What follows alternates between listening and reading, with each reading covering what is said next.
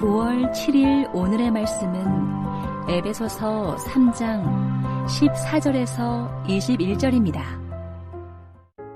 이러므로 내가 하늘과 땅에 있는 각 족속에게 이름을 주신 아버지 앞에 무릎을 꿇고 비노니 그의 영광의 풍성함을 따라 그의 성령으로 말미암아 너희 속사람을 능력으로 강건하게 하시오며 믿음으로 말미암아 그리스도께서 너희 마음에 계시게 하시옵고 너희가 사랑 가운데서 뿌리가 박히고 터가 굳어져서 능히 모든 성도와 함께 지식에 넘치는 그리스도의 사랑을 알고 그 너비와 길이와 높이와 깊이가 어떠함을 깨달아 하나님의 모든 충만하신 것으로 너희에게 충만하게 하시기를 구하노라.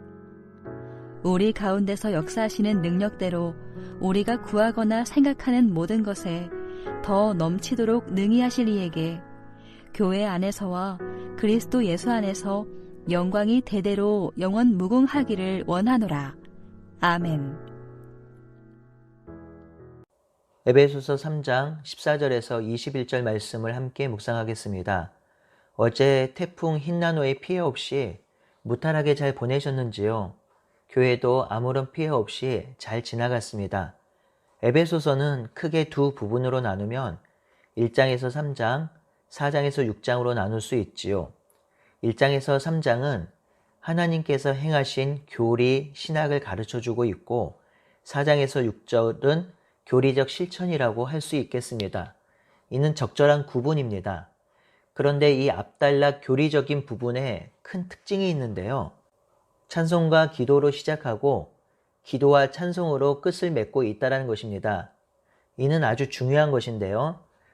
1장 3절에서 14절은 삼위 하나님께서 행하신 구원 사역을 기록한 것이지만 이것은 바울의 송영, 즉 찬송입니다.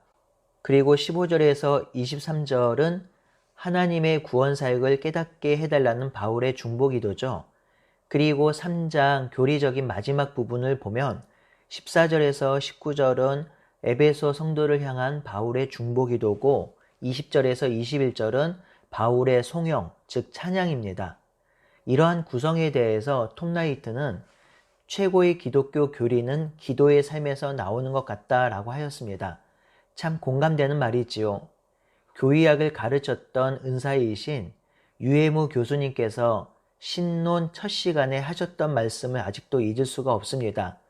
신학은 송영이다. 신학은 하나님을 찬양하는 것이다 라고 하였습니다. 이는 지극히 맞는 말이지요. 신학은 하나님을 알아가는 공부인데요.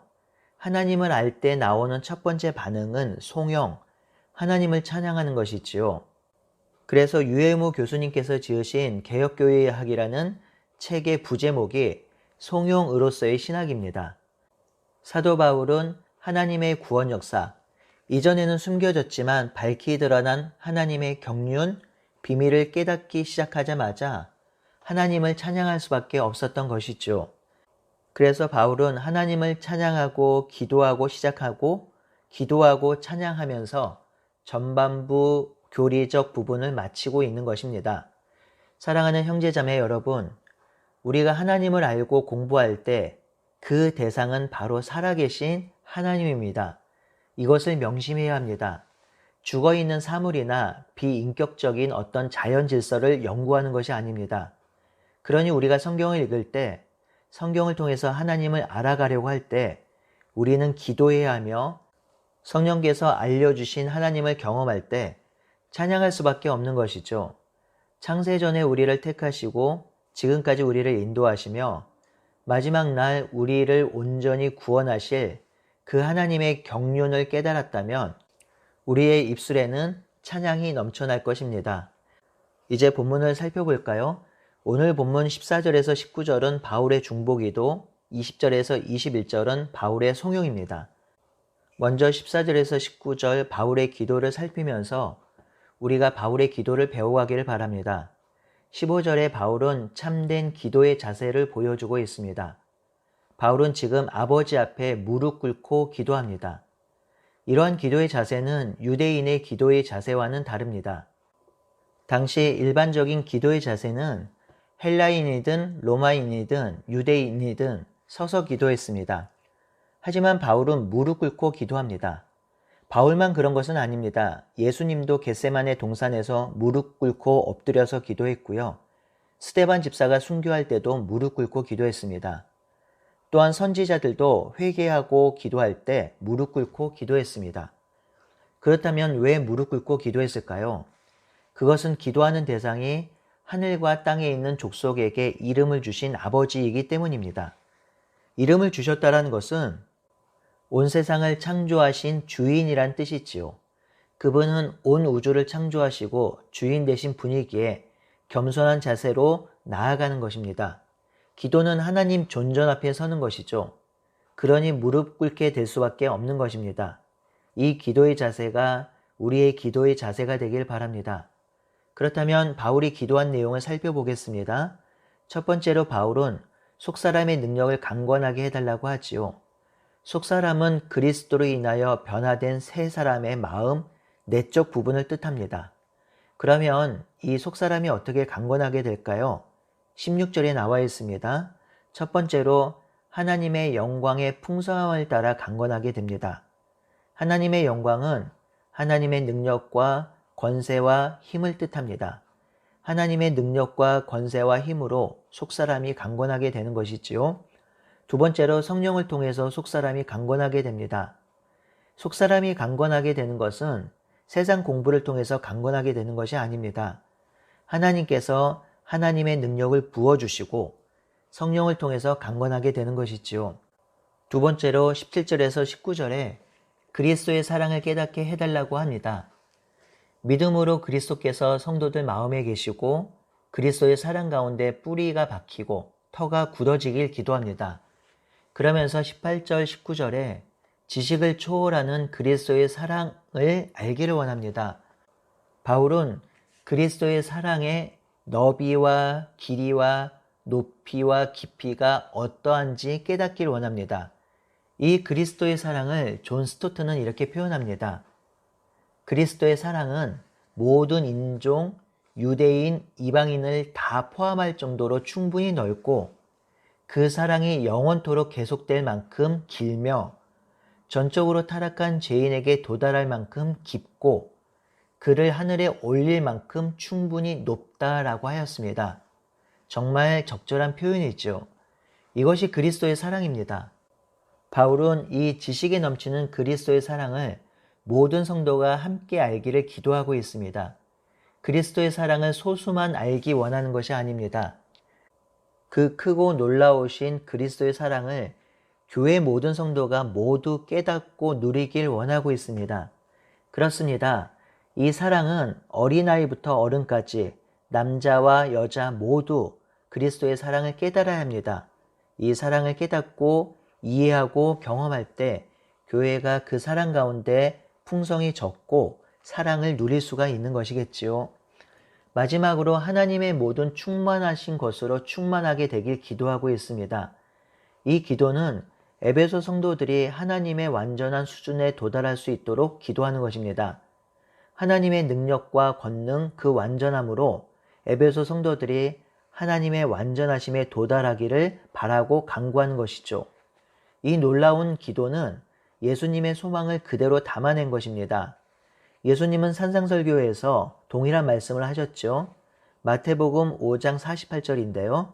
그러므로 하늘에 계신 너희 아버지의 온전하신 같이 너희도 온전하라 라고 하셨습니다.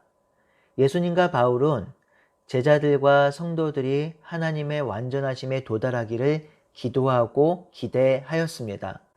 저도 오늘 아침 이 기도의 본을 따라 이렇게 하나님께 무릎 꿇고 기도하겠습니다. 하나님, 사랑하는 우리 형제 자매들이 날마다 속사람이 강건하게 되길 바랍니다. 겉사람은 날마다 후패하지만 속사람이 강건하게 되어 깨진 세상에서 하나님의 뜻을 따라 강건하게 살 수 있도록 도와주십시오. 또한 우리 성도들이 넓고 깊고 높고 깊은 그리스도의 놀라운 사랑을 깨닫고 그 사랑 가운데 살며 그 사랑을 나누어 주고 살게 하옵소서. 또한 영적으로 성숙하여져서 장성한 그리스도의 그리스도에게까지 자라가서 하나님의 온전하신 같이 온전하게 하옵소서. 예수님의 이름으로 기도드립니다. 아멘. 우리 성도님들도 오늘 하루 사랑하는 형제 자매를 위해서, 두레원을 위해서, 또한 자녀들을 위해서 이렇게 중보 기도하시기를 바랍니다. 속사람이 강건하게 되며 사랑 가운데 뿌리가 박히고 터가 굳어져서 그리스도의 사랑을 깨닫고 장성한 그리스도까지 자라갈 수 있도록 기도해 주십시오.